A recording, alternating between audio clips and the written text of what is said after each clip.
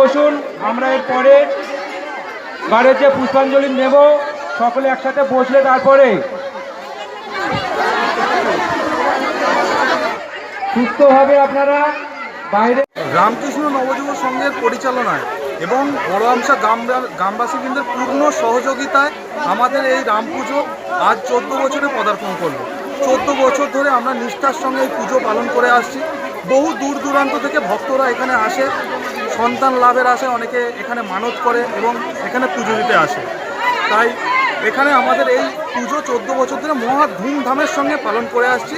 এখানে অনেক অনুষ্ঠানও আমরা করি, 7 দিন ধরে আমাদের অনুষ্ঠান চলে। আর সমস্ত মানুষের সহযোগিতা, পূর্ণ সহযোগিতা, ভালোবাসা আমরা পেয়ে আসছি।